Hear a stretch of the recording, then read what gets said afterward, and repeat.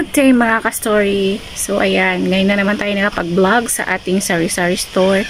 Busy ako everyday sa aking liit kulit at sa aking loob ng bahay.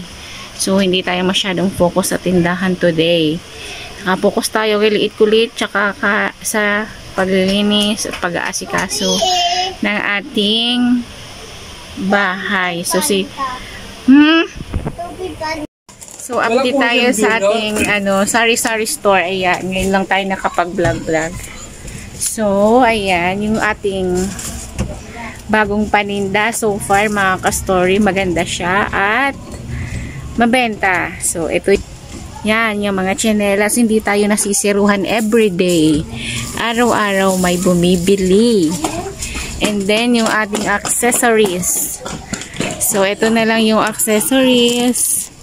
Yan, nabawasan na yan. Yung mga toys ko nabilihan na, hindi na zero. And then yung mga ipit-ipit ko, mga ganyan. Yan, madami nang nabili. So, ayan. Yung ating bagong tinda sa ating store. Maganda siya sa paningin, nakakaakit talaga. Iniharap ko talaga siya dyan sa harapan. So, yan ang ating status ng ating store. And then, nagre-ready na pala tayo sa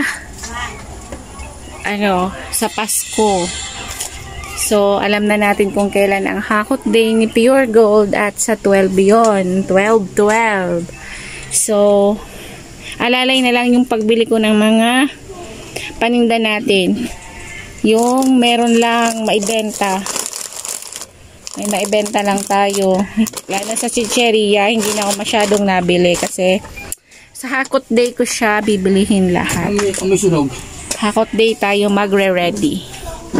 Lalo na yan sa mga dilata, ayan, alalay na lang ang bili ko. Tsaka dito sa mga kanton. Yan, kasi naka 10% all items. Si Pure Gold sa 12/12. So, kaya alalay lang ang aking mga bili sa ngayon. Hindi ako masyadong nag-stocks kasi pinaghahandaan natin si Hakot Day sa Pure Gold. Sayang din kasi yung discount, mga ka-story. And that's the status ng ating tindahan today. Malapit na Pasko. So, bilihan. Stockan ng mga bibentang item sa Pasko. So, ngayon pala wala pa akong tindang mga yung mga pang Christmas na gift wrapper, yung hindi pa ako nakakapili, yung buo na. And then yung mga paputok. So, pinag-iisipan ko pa kung magtitinda ko yan kasi baka hasardo sa mga bata. Yun nga, hasardo sa mga bata. So, pag-isipan pa natin kung magbenta tayo ng looses kasi safe naman yun. So, ayan. And then, update tayo pala sa mga alak. So, may nag-ikot dito, may ahente pumunta sa mga Red Horse. So, baka tomorrow ma-vlog natin yun at ma-flex ko. So, ayun nga mga ka-story, paputol-putol tayo sa ating pinablog kasi may nabili. So, ayan. Nagsimula na ako mag-imbak ng alak. So, lahat ng walang laman ay nalaman na natin. So, baka tomorrow ma-flex natin at kung magkano lahat aabutin yung mai-stock natin na Red Horse para sa Christmas. Hindi pa yun para sa New Year. Christmas pa lang. So, ayun mga ka-story. So, ramdam na ang holiday season. Medyo mabenta na ang ating store. Pati yung mga samot-samot na tinitinda. Walang egg.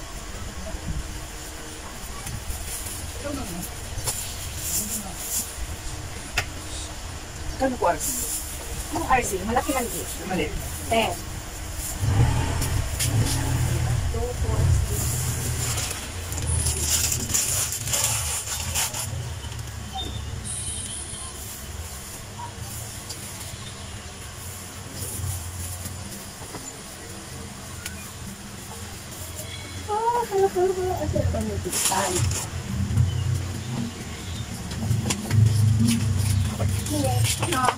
Ay, pagdagan sa akin is RC. Maliit. Makalagay na. Nagili na ba kung sa strawberry? Yes. Sa mga strawberry sa ka? Tapos, yung kapal.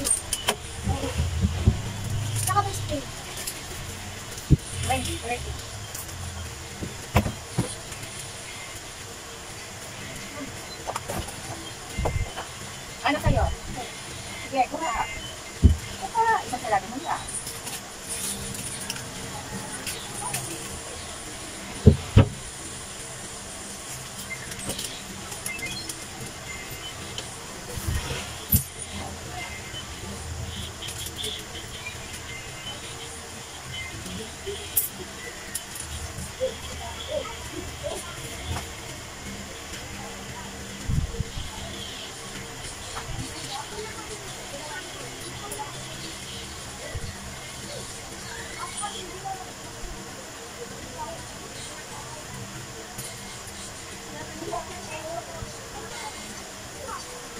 So, ayan.